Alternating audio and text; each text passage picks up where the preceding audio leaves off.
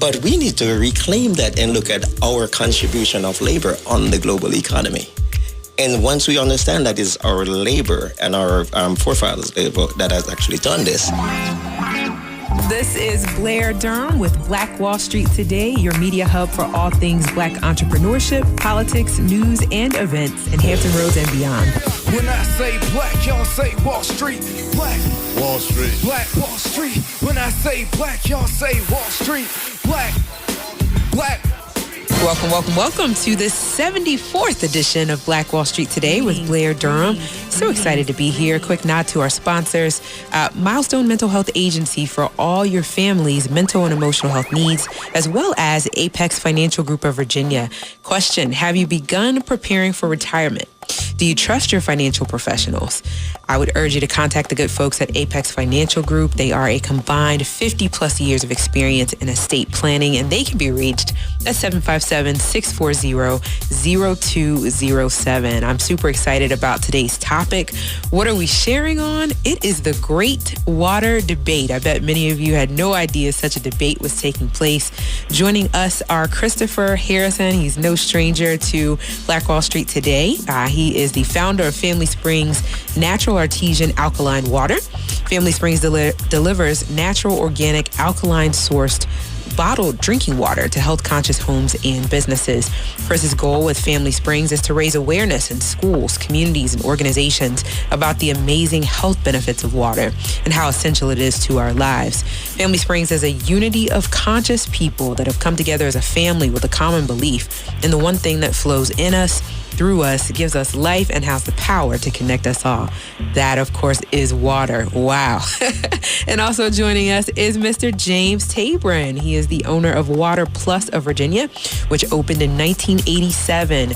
Water Plus specializes in self-service steam distilled water, wherein consumers can bring in their own bottles to refill with distilled water or alkaline pH-balanced water.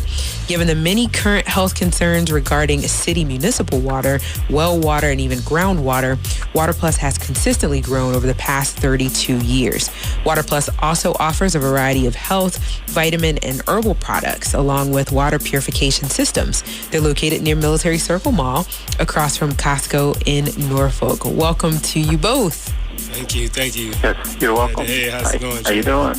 This show is a couple of months in the making. I'm so glad to have you both here, my two favorite water guys. I want to throw this question out. I was attempting to do some research to prepare for today's show. And the question is, if either of you could give us just a quick overview of the water bottling and distribution business. So how long has this been a thing, and what has sort of the trend been over the years? Who wants to start? Okay, I'll go first. Go ahead, Chris. So the water bottle industry has always been a big thing, dating back from any type of village where, you have to figure our culture and communities are always built around water. So the further we can travel out from the water, the source needs to be delivered to us. Usually in those villages, it always come from the women going out and carrying those bottles from that village sense. And, pretty much it's the same thing with modern day, Interesting. You took me back even further than I was. Okay.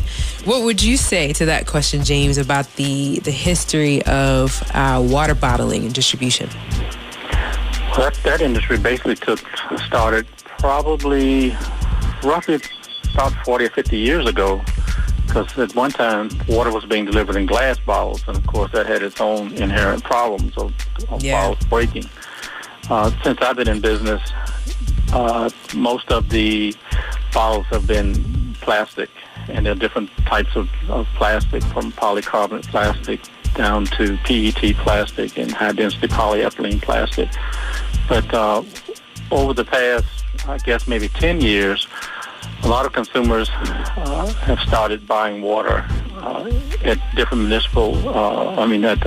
different businesses, whether it's a grocery store, whether it's some type of discount store, or having water delivered. And at one time, we actually at Water Plus, we delivered for about 7 years. Oh, wow. And just retreated from that and decided to concentrate basically on just self-service water where customers come in and fill their own bottles. So things have really progressed over the past 20 years that customers become accustomed to picking up their water. Got you. But it's just been in the last 10 years that buying water sort of became a mainstream thing, is what I hear you saying. Yeah, it became a fad first, and then it became mainstream with all the problems that have been talked about in the news media about water, whether it's in Michigan or in other places in the world. Just like in some countries, people will have to walk 5 miles just to get some water. So water's becoming, it's always been a necessity, but there will be water wars fought. And I don't mean just Chris and I debating something, but actually countries and cities fighting over water because you have to have it. Yeah. What would you add, Chris? Were you going to say something? I think he was right on with all that. I mean, to be honest with you, yeah, it's always going to be a war, between that, just because, there's a lot of money that's involved in it. It's at stake, governments are built around it. So, whether you're talking about privatizing it, it's always become that type of deal where everybody wants to be invested into something that is connected to us forever, so. Makes sense. And the fear mongers is the thing I think that really kind of drives the water industry so much because, it's so much fear behind what's in our water and what's contaminating our water. And because it makes up a large part of our body, it's hard to kind of say no to it, Right. So, right. Education would be even if you the most can't important. access the best, you're going to drink something. Right. Got you. So, Chris, Family Springs, what kind of water do you sell and why? Sell natural, artesian, alkaline spring water, which is derived from Berkeley Springs, West Virginia. That's a lot of adjectives. It's natural, it's alkaline, it's artesian, and it's spring water. Absolutely. Break it down. Right. So, and the breakdown comes from the water is derived from a natural source, a natural spring where it is free flowing. That's where the artesian comes from, free flowing above ground. So the water comes out, it varies at 74 degrees Fahrenheit. So even if you look at our website, you can see one of those cold 17-degree days we went up into the mountains to get the water. You can see the steam actually coming off. So what they do is actually... that sounds like a field trip. But anyway. It most certainly is. It is. But it's a small business, small town, where, their history actually goes back for all the way back to the Native Americans actually using those mineral springs to bathe in, even back with the George Washington and Lord Fairfax. They used to use those waters. So the mineral content in the water is very well known. Throughout history. They're also known for having the International Water Conference was a few weeks ago. So they have water bottler companies that come from all over the area to actually taste and do water testing.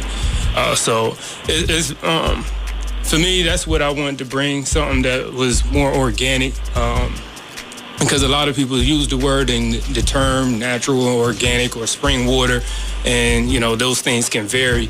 Exactly what spring water is. You can put that on a bottle and just call it spring water. Gotcha. Okay. James, I've got the same question for you. What kinds of water do you sell and why? Well, we sell distilled water, steam distilled. It's actually vapor compression, steam distilled water. We start off with city tap water because we have to have a source.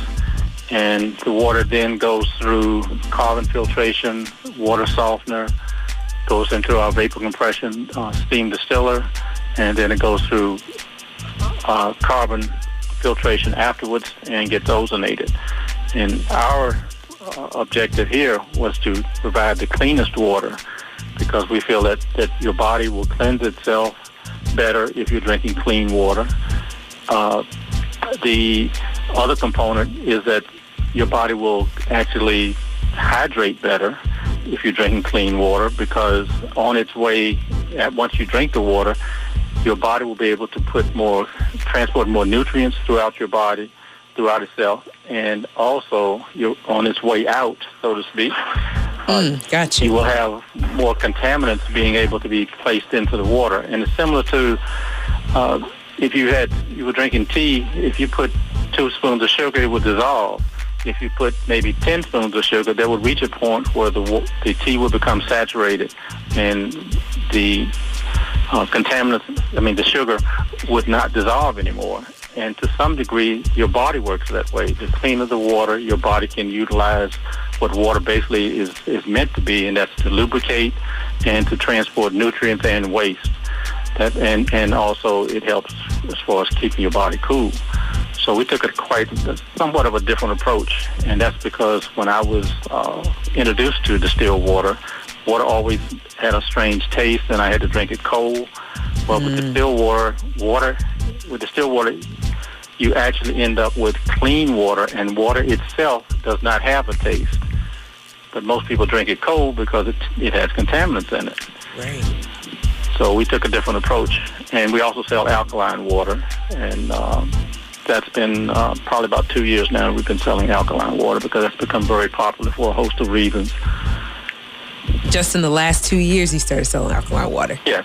Now, is your alkaline water distilled? Yes, we distill the water, then the water goes into the alkaline machine, and it'll actually produce alkaline water from 8 pH, 9 pH, and 10 pH. Anything above 7 pH is considered alkaline. So wow. We do give customers a choice. And we were doing some mental somersaults trying to think about how you could alkalize distilled water. Yes, that makes sense. So you had to distill first, and then you run it through the... Yeah, you have to put minerals back in it because distilled water does not conduct electricity. So the only way you can ionize the water, which means let it have an electrical charge, which has some antioxidant benefits, is you have to put minerals in the water. So we actually have a mineral cartridge that remineralizes the distilled water. Wow. And that's perfectly okay. I assume it is. It's even desirable by a lot of people because it has antioxidant properties as far as your body cleansing itself. Okay. Interesting. So let me ask Chris. Well, let's do this, right? Both of you are phenomenal teachers, right? And so clearly education was kind of at the core of this. Why did you go into this business? I mean, you could educate around anything, but why water? Because it's important. And like I said, it's connected to everything. So I mean, was it like when I grow up, I want to... No, it was actually coming from the point where I realized that bottled water industry in economically challenged areas is not the same that's being sold into other areas where it's higher income. And we can also determine that, by the schooling system, and of course, in those different types of senses, right? So we're not getting the same quality. So that's something that I wanted to bring. And the more natural and the more closer you are to nature, this is why we're going through the organic processes of farming and those different types of things. It connects us. So nothing connects us better than water, period. You know what I mean? Like before, if you wanted to get into a spiritual concept of saying, God made us and formed us from dirt, well, dirt will fall together if you don't put no water to it and make it into mud. You know what I mean? So when you talk about farming yourself and farming around being connected to everything, you need to connect to the organic from the fruits and vegetables, where water is actually transported through the roots and then stored in the fruits and the vegetables. That's where you get those minerals, because minerals are inorganic. So it has to come from the earth. Got it. And so in order for that to be transported into your fruits and vegetables, water takes that and puts that into there. So that's one of the reasons why I do and bring that artesian alkaline water, bottled water, because there has to be a connection. And if there's no connection to us and the nature and the world around us, then we fail to evolve as the way that God actually intended us to do. So that's one of those things where I wanted to make sure that I was being able to provide that resource to our community. Okay. What say you, James? Why the water business? I know you're an educator at heart, but you could have done anything. Well, yeah. I was actually and literally wandered into a water store over in Hampton at Hampton, what used to be Hampton Coliseum. Okay. Coliseum Mall. And I was walking through the mall, and I looked over and I saw a store, and there were men walking around in lab coats, and they had some aquariums in, and they had these shiny machines or appliances. So I basically wandered in and said, "What is this?" And the gentleman that started talking to me gave me a pretty good lecture on contaminants being in your water. And most of us don't realize that there are contaminants in water. If you spill water on a mirror and you see that trail left behind when it dries, when the water evaporates, then people say it's a water spot. Well, it's actually not the water that's spotting. It's the contaminants in the water. Wow. And that may be minerals, it may be waste products, but it's something that is dissolved in the water. So the water itself evaporated. But at any rate, at the store that I had walked into, the gentleman did the puppy dog clothes on me. After explaining a lot about the water, he said, "Here, take this home with you." And of course, I took it home, and I realized I could drink the water. It was distilled water, and I realized I could drink the water at room temperature. And I thought, this is different, because usually water would make me feel a little nauseated. And most of us drink water cold, and people don't realize that the reason they're drinking it cold is that they think water has a taste, but it's not the water, it's what's in the water. So to make this scenario a little shorter, what happened was the person who sold me my distiller, because I ended up buying a natural water distiller from him. Okay. He ended up starting a chain of water stores, and in 1987 I joined that franchise, and in 1995, I changed the name of the store to Water Plus, and my goal then was I always wanted to be in business for myself. Okay. So I was thinking, well, I had an opportunity to open up Norfolk as far as a distributorship agreement with this gentleman, and I thought, well, it's health, and this is something I have a personal testimony towards. Ended up in the water business, and that's been since November 9th, 1987. So I literally stumbled into a water store. Wow. Incredible. So we've got just a couple minutes here. I'm going to let you guys share your contact information. But when we come back on the other end of the show, we're going to talk about pH. We'll get into some of the more technical aspects of what you all teach. James, how can we find Water Plus? We are located at 5950 Poplar Hall Drive in the city of Norfolk. We're around the corner from Military Circle Mall and across the street from Costco. That used to be Price Club. We're directly across from their service station in Dixie Square Shopping Center. So we're less than 2 minutes off the interstate. Okay. Perfect. And website and phone number?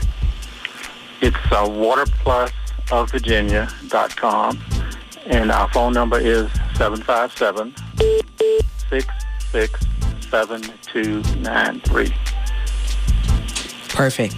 And if you would, Chris, give us your information as well, and then we're going to go to a break. Sure. You can catch us at familysprings.com.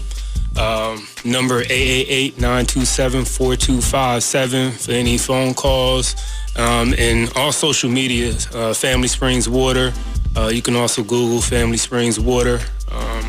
And, that's the best way to contact us and get in touch. Perfect. We will be back in just a moment. We have an update. We'll talk in just a moment. Excellence is being able to perform at a high level for a long period of time. The next level success is just a step away. Stay tuned. Black Wall Street Today will be right back after a word from our underwriting sponsors. When the conversation is good and the friends are even better, you'll find a wine that brings it all together. Shoe Crazy Wine. Remember that name. Shoe Crazy Wine. Available at Costco, Kroger, and these other fine retailers. We know you love jazz music, so let's try some jazz music with a little R&B flavor. Baby, I'm falling in love. You got me falling in love. You made jazz music with a little trap flavor.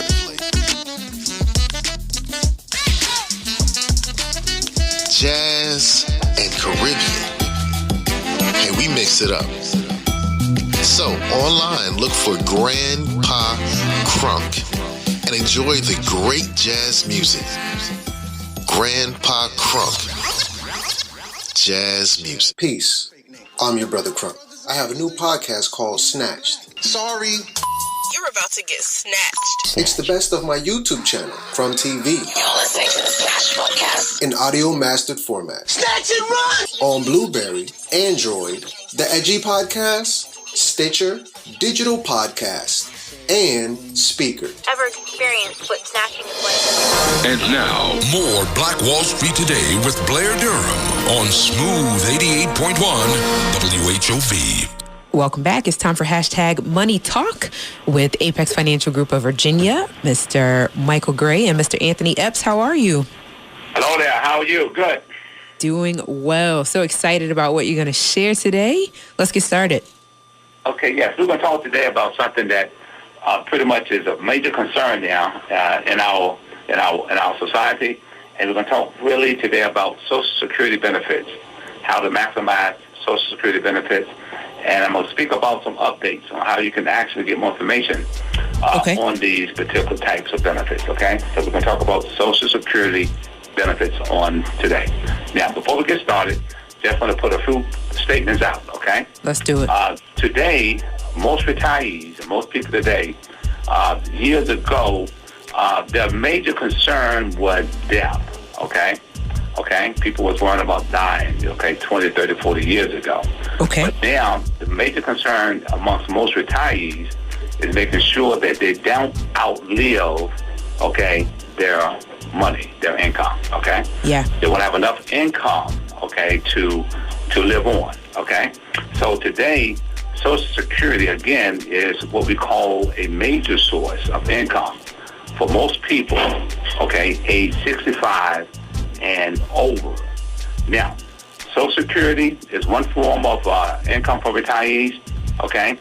We also have a lot of people that have what we call employee pension funds. You know, they get retirement benefits from those. Right. We have income from what we call traditional IRAs and 401ks, Roth IRAs, okay, non-qualified assets.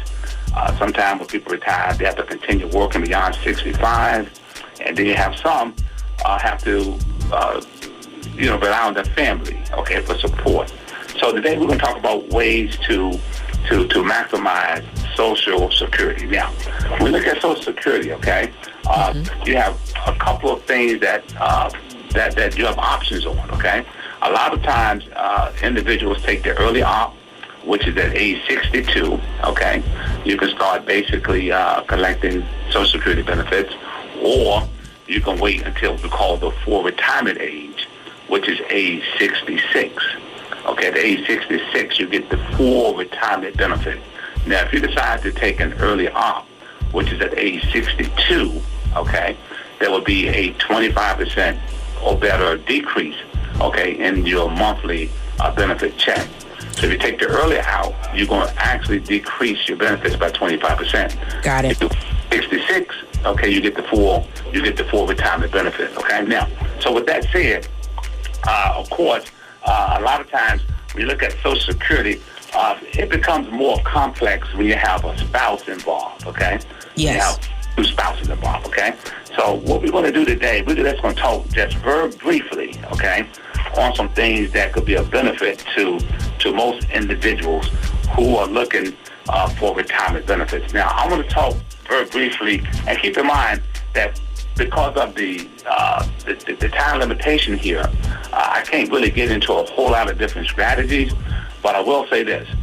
I would say that Social Security, okay, coming in for a checkup on your Social Security is worth it.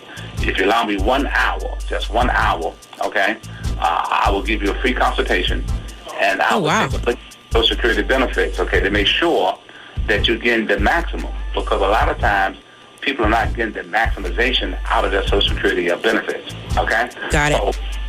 So with that said, I'm going to talk just very briefly, okay, about some of the things that can take place for individuals concerning, spousal benefits, okay?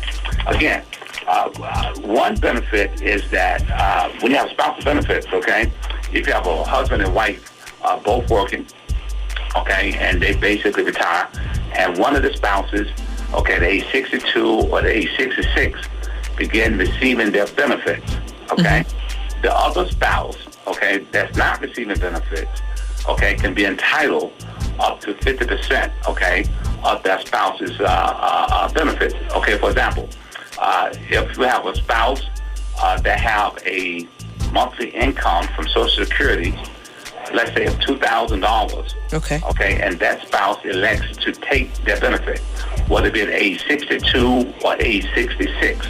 So that spouse is receiving benefits, okay?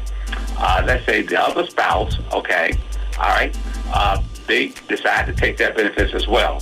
But their benefit amount is only like, let's say, $700, okay? Mm-hmm. The spouse that's receiving the $700, okay, can apply for what we call a spousal benefit, which means by applying for a spousal benefit, we can actually raise that $700, okay, up to $1,000 per month.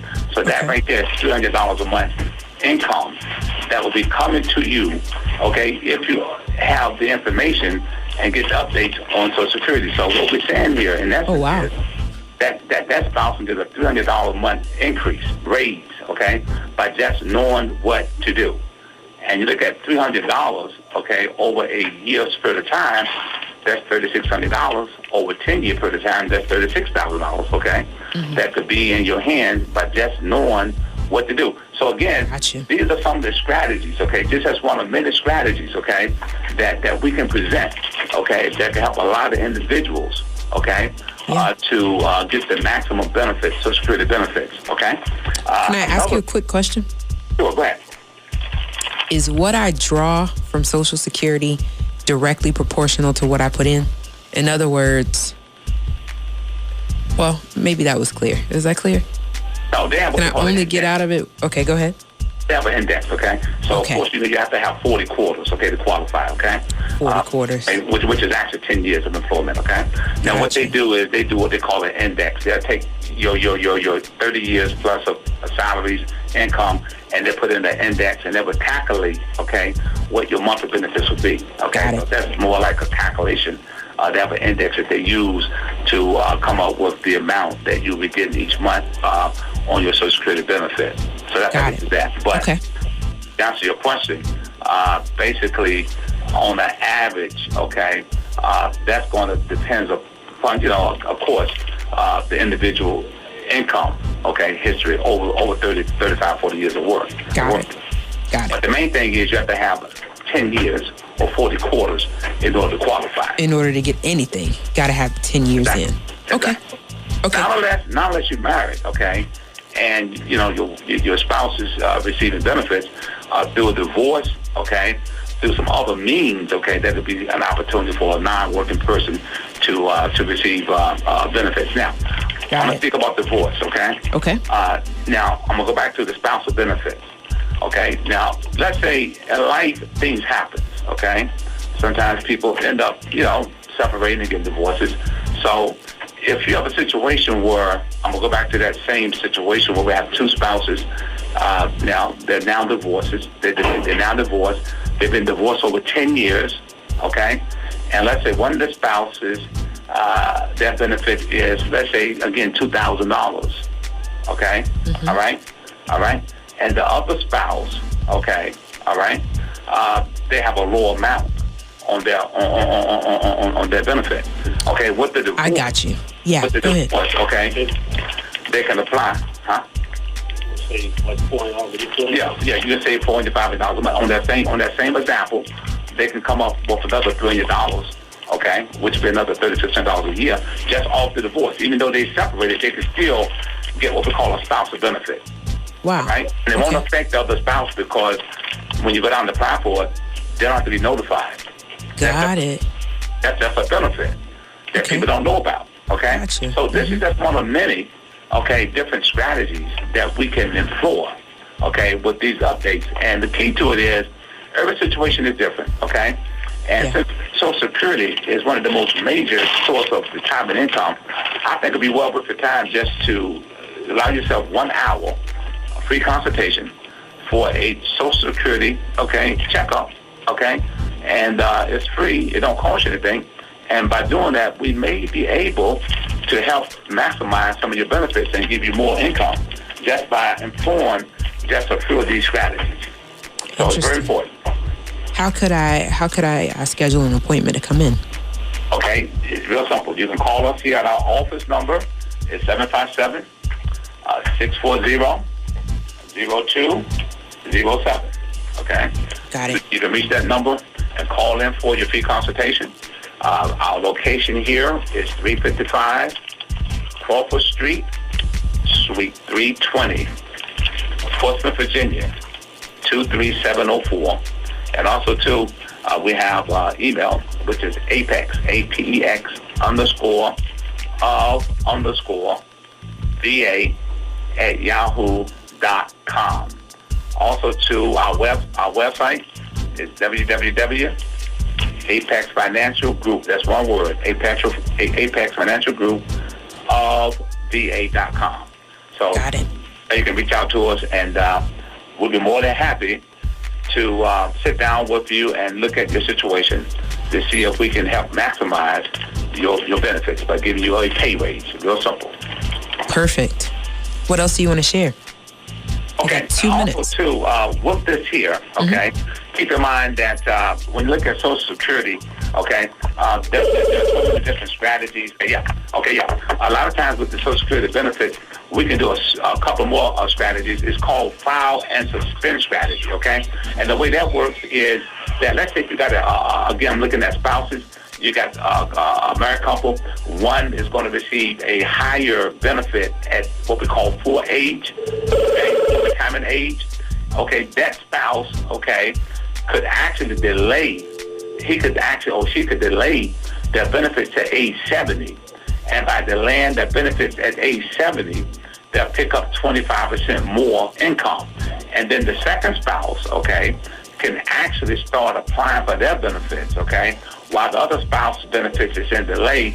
And by going that route, that's a way of maximizing your benefits, Gotcha. So that's called like a file and suspend, or delay. So there's a lot of different avenues that most people just not made aware of, because there's so many different strategies that fit so many different people. And the most important thing is that sitting down and looking at it from a perspective through a consultation.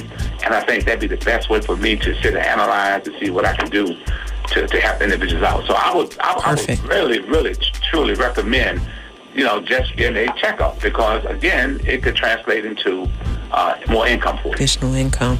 All right. And you all are able to be reached at 757-640-0207, Apex _of_VA @yahoo.com for a consultation. Okay. Thank you. Absolutely. We look forward to speaking next week.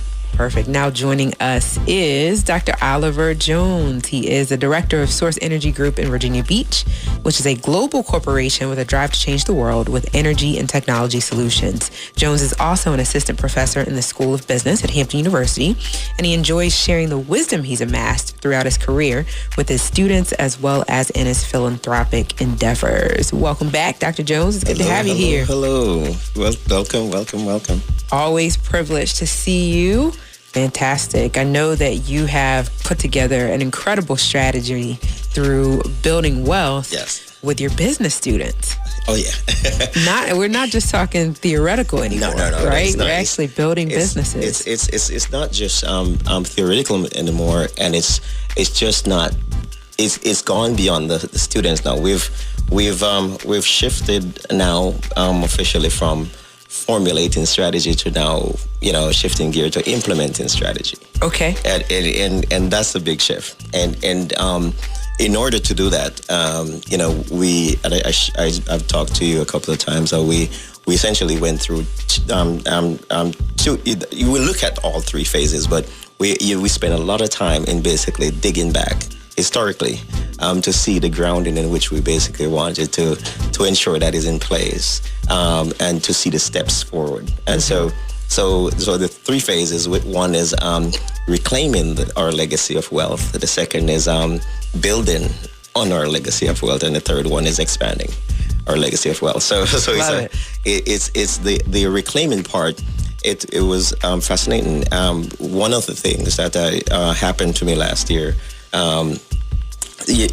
last fall, is that I was one of 5 candidates to run for what's called the Global Jamaica Diaspora Council, representing 1 million Jamaicans in the United States, up and down the East Coast, right? Okay.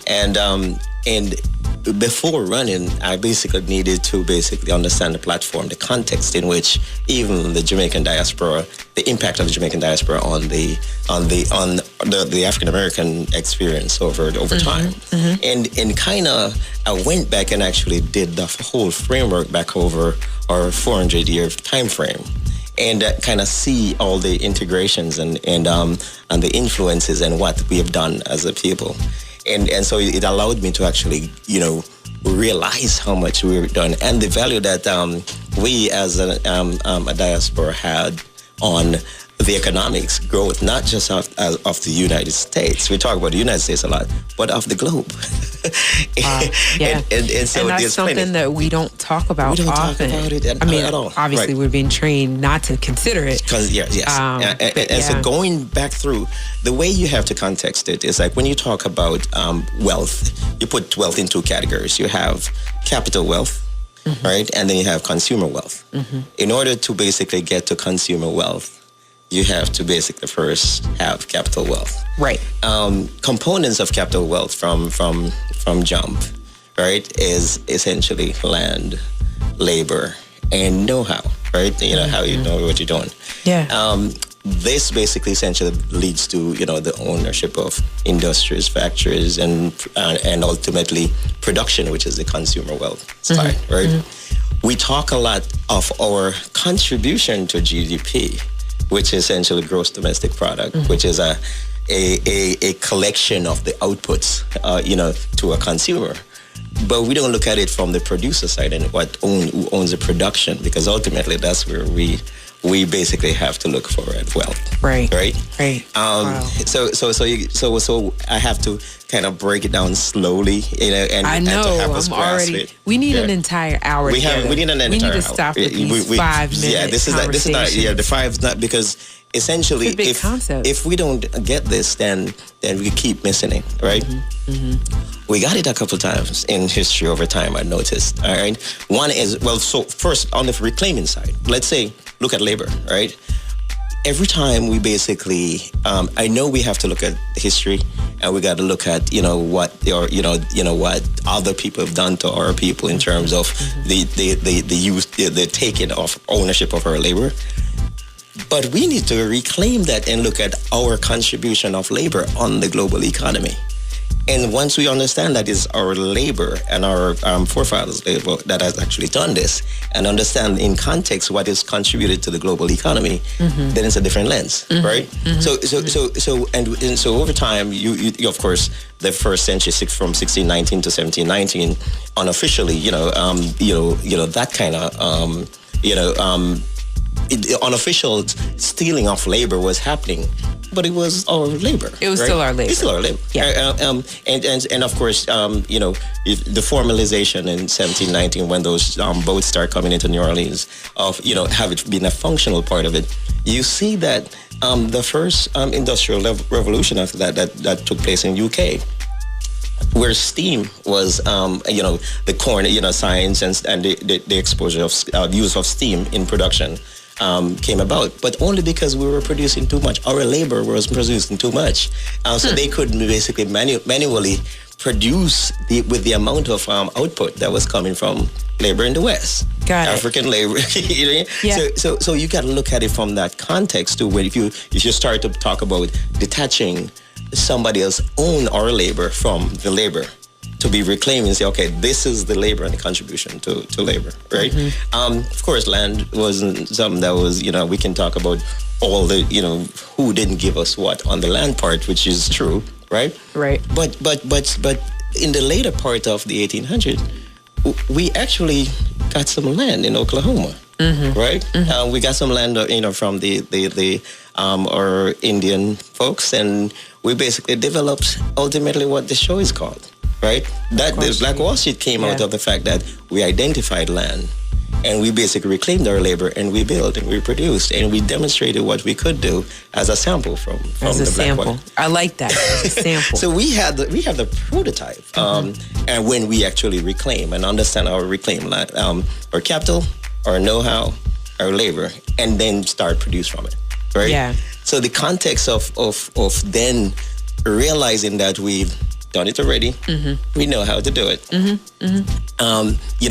if you look at the time frame, it was fascinating when I look at it because, of course, I talk about the 1719 with the formalization of slavery, but the reclamation started in 1819. Underground Railroad. We started to basically do the reclamation of this labor, the power back for labor, right? By 1919, of course, the formalization of the Black Wall Street, that was 1905. But by 1919, here comes Marcus Garvey with the recognition, say, hey, time to take it another level. Huge. You have the sample, right? But this can be replicated, throughout not only the U.S. but throughout wherever there is the African diaspora. And we then start to talk about the trade between the Black Wall Streets, in its essential, and create a global trade infrastructure on top of which you have vertical integration, horizontal integration, and that's how you actually build wealth. So the context of actually doing it is already there. It's there. But so I had to go back with the team and actually look and examine the 400 years and look at it through the lens of wealth. I had to go back and look at through the lens of land, right? Because one fact that was known as much is that while we basically were starting to do that claim on land from to start the Black Wall Street, that's the same time UK was doing the colonization of land from Africa. It's the very same time we were getting land on this side, and UK basically went and basically did the whole claim of land and over land in Africa. And to this day, you have all the issues that happen with those colonization, right? The recognition always of land, labor, know-how, and which ultimately turned into the capital wealth of factories and the production components, inventories that then lead to the whole producing part to GDP. See, we got to understand it. We got to get it, right? But we didn't just stop of understanding it, because we wanted to do that to basically lay the foundation structurally of how we're going to actually do this new time, right? We got 1 minute. Right. So give us. So now we're on the building phase, because the building phase now we actually are implementing a structural, and we have the model in which we are saying, I know you have the model. And so the model is kind of using existing systems that we have, right? Okay. So we have systems in place. We have HBCUs, we have MSIs, we got organizations that are in place in communities, right? As one element of it. We then basically look at I've been basically developing like the fund context of collaborating capital, right? To be able to actually do that aspect of it. So we've developed what we call a model for revolution wealth. Right, and then we have like the kind of the third part is going to be like the community organizations, kind of nonprofit part that makes sure that there's inclusion and all the aspects of what those development and all those components happen. So the basis of it now, I actually introduced it in Washington D.C. last week, and it got like rousing reception. Now I'm getting invited to be on the advisory board for opportunity zones for energy. I have to go back to talk to one of the congressmen in terms of even infrastructure appropriation for those designs.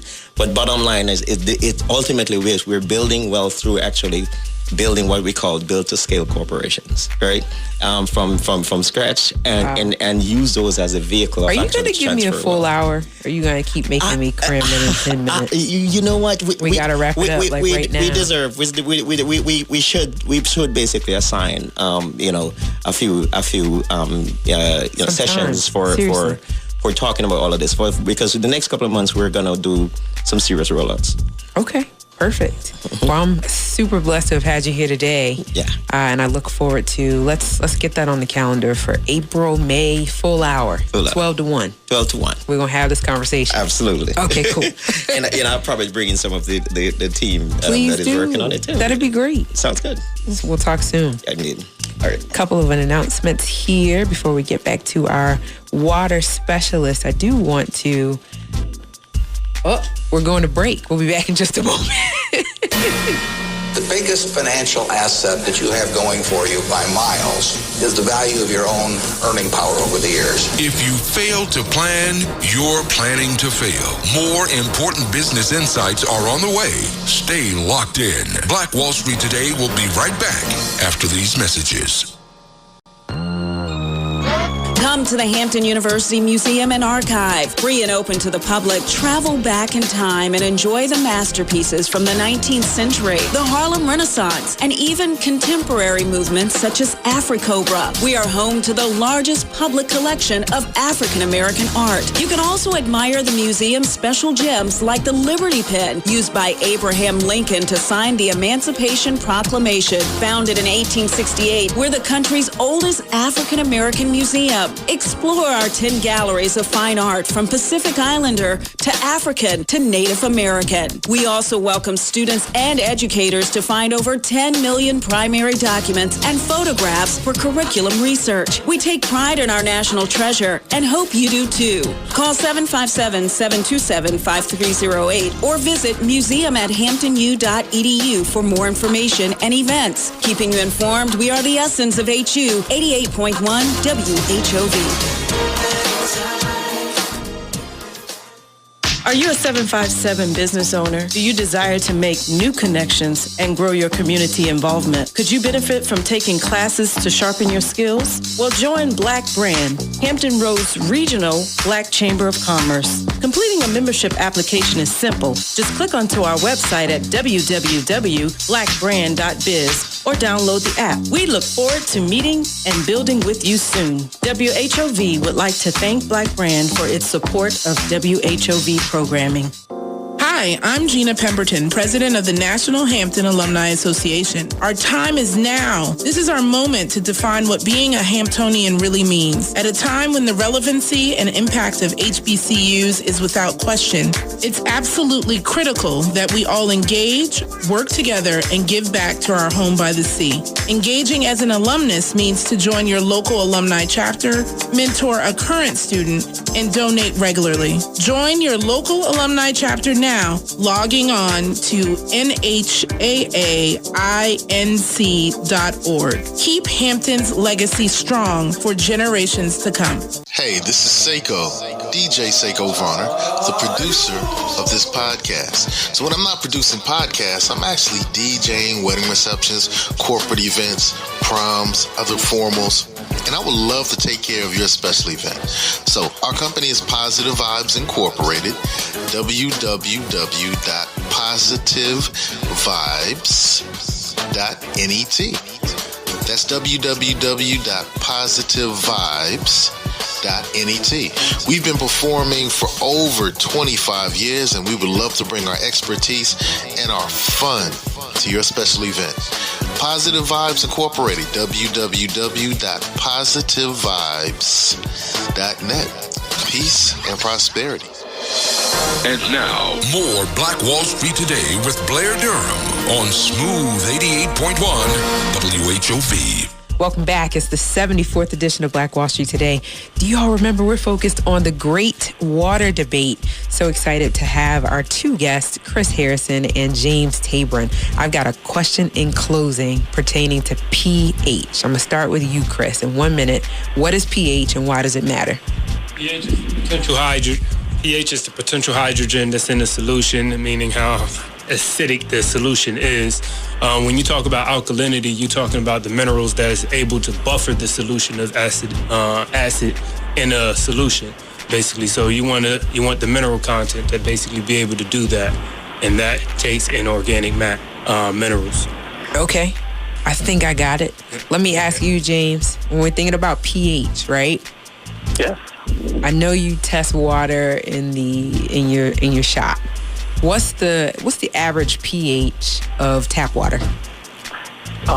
City tap water is about 7.2 up to maybe 7.4, depending on the municipality. But in Norfolk, it's around 7.2. Okay. And that's because of the chlorine and the chloramine, which is a mixture of ammonia and chlorine. Okay. That raises the pH. What about some of the popular bottled waters? I asked you about Dasani and Aquafina.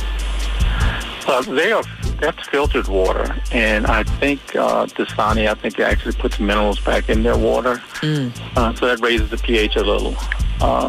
In general, I think what most people don't realize is that your pH of your body fluctuates. In the morning, your urine should be slightly acidic, and that's because of the hydrochloric acid from food being digested. And a misconception is that you should raise the pH of your body until it becomes, up in the 7.5 range and all. But that is not a natural state. Your urine is supposed to be acidic. Otherwise, there's a potential that you could end up with urinary tract infections from all kinds of things that are still trapped in your urine, because urine is actually sterile. It's supposed to be sterile, and that's because that's a natural state in your body. We just decided with Water Plus to clean get the water as clean as possible, so that you can your body can utilize the water any way it wants to, and we try to take out all the contaminants in the water. Okay, you got Chris going. Go ahead, sir. I just wanted to tell you something really in closing, because with the salts and the minerals in your water transport through those salts. So that's where you get the sodium, potassium pumps that goes inside and outside of your cells, right? So water follows salt, where sodium and chloride goes. So you have basically the water on the outside of your cells, more two bodies of water. You have more fresh water inside the cell and more of the salt water on the outside of your cell, and that's what causes that electrical gradient to basically move water back and forth through your cells, which give you that electrical charges. So you do need those minerals. Your thought in the last 30 seconds, Mr. Tabor? Water, all due respect to Chris, water is not meant to feed you. Water is meant to transport nutrients, to aid in cooling your body, and to transport waste. Now, drinking spring water, that water is comes from a good source. It comes from a healthy source.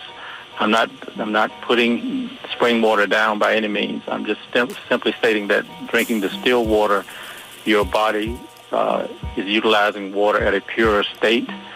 And that in that way, we're not interfering with how the body normally works, as far as whether the pH or not is at a certain level. Your body will self-regulate your pH. I am sensing that there will be a part 2 of this debate.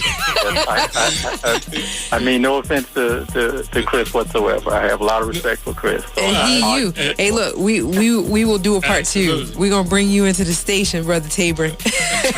I want to thank you all for tuning in to Black Wall Street today, sponsored by Milestone, the mental health agency. James, I might have to stop down there at Water Plus, and we go ahead and finish it out in there, bro. Apex Financial Group from Virginia. Okay.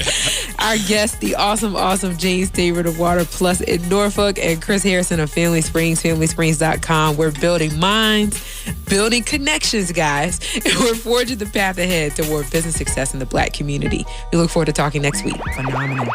Stay with us online at Black Wall Street Today on Facebook and Black Wall Street Today on Instagram, and then follow us on Twitter as well at BWS Today. We look forward to talking again next week.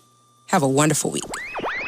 I have said, and I will continue to say, that the most important priority for the Black community is the Black community, not a particular political party.